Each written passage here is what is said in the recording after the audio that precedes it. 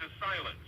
So using a tough new law to examine bank accounts and tax returns, officials now are following the money trail. According to judges, 80% of Palermo's prosperous construction industry is run by the mafia, financed through drug sales. Italian intelligence chief Emanuele De Francesco, put in charge of combating the mafia last year after his predecessor was murdered, says 500 people have been charged over the past 8 months in a nationwide crackdown on organized crime.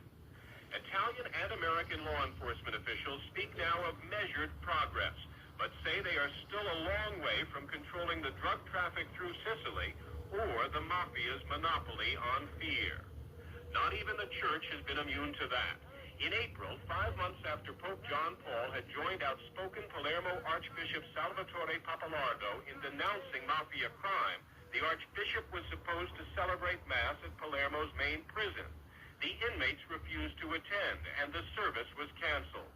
Now, according to diplomatic sources, Pappalardo is quietly asking the Vatican for a new job elsewhere.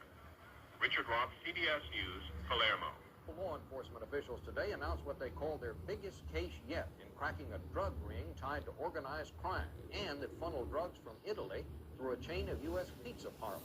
Rita Braver reports. The government says the operation was masterminded by Sicilians and brought $1,650 million worth of heroin into the United States over the past 5 years. The alleged American kingpin was Salvatore Toto Catalano, linked by the government to organized crime, and owner of this bakery and pizza restaurant in Queens. In fact, so many of the dealings in this case took place in pizza parlors that federal officials have dubbed it the Pizza Connection.